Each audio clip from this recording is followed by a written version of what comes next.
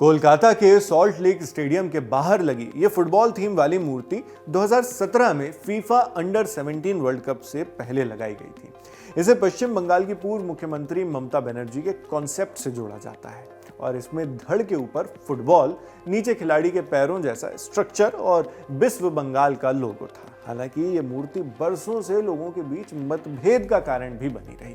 कुछ लोगों को ये क्रिएटिविटी लगी तो कुछ लोग इसे बिजार, भद्दी या विचित्र बताते रहे। मगर अब पश्चिम बंगाल में सत्ता परिवर्तन हो चुका है। नई सरकार की अगुवाई बीजेपी कर रही है, जो इससे पहले तक राज्य में विपक्षी पार्टी थी। अब बंगाल सरकार ने 23 मई की सुबह इस मूर्ति को हटा दिया है। ये काम अधिकारियों की निगरानी में हुआ।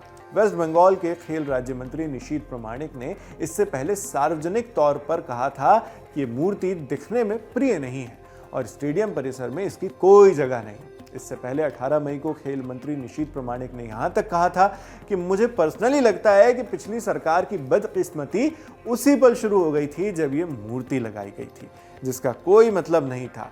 उसके बाद मेसी से जुड़ा भूचाल भी आया और उसके तुरंत बाद वो सत्ता से बाहर चले गए, टीएमसी सत्ता से बाहर चली गई। हमारा ऐसी अजीब मूर्ति रखने का कोई इरादा नहीं है, हम इसे बदल देंगे, सब कुछ मंत्री ने कहा। हालांकि तब खेल राज्य मंत्री ने ये नहीं बताया था कि मूर्ति हटाने के बाद उसकी जगह बनाया क्या जाएगा। मगर द टेलीग्राफ की एक रिपोर्ट बताती है कि डिमोलिशन के बाद साइट पर सिर्फ बूट्स और फुटबॉल जैसा हिस्सा बचा था और सरकार अब वहां किसी मशहूर फुटबॉलर की मूर्ति लगाने पर विचार कर रही है। ये डिसीजन इसलिए भी बड़ा है क्योंकि कोलकाता और वेस्ट बंगाल में फुटबॉल की सांस्कृतिक अहमियत बहुत गहरी है।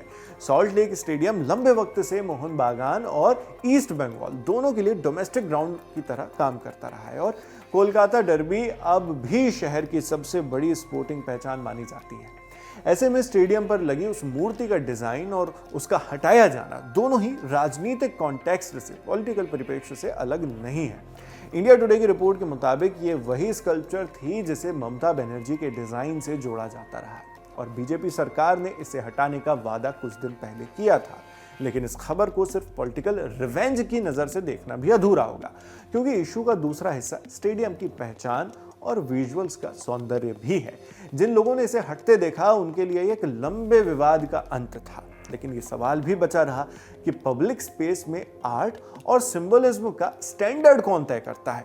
कुछ बीजेपी समर्थकों ने इसे घिनौनी चीज कहकर हटाए जाने का स्वागत किया, जबकि दूसरी तरफ ये तर्क भी रहा कि इस मूर्ति को स्टेडियम की पहचान और 2017 फीफा से जुड़े यादगार के तौर पर देखा जाना चाहिए था। इसलिए ये मामला सिर्फ स्कल्पचर हटाने का नहीं बल्कि फुटबॉल सिटी कोलकाता में सिंबलिज्म और पब्लिक टेस्ट के टकराव का भी है। कोलकाता में फुटबॉल का जुनून नया नहीं है। यहाँ मोहल्ले से लेकर मैदान तक ईस्ट बंगाल और मोहन बागान की बहस सिर्फ बहस नहीं, एक हेरिटेज है।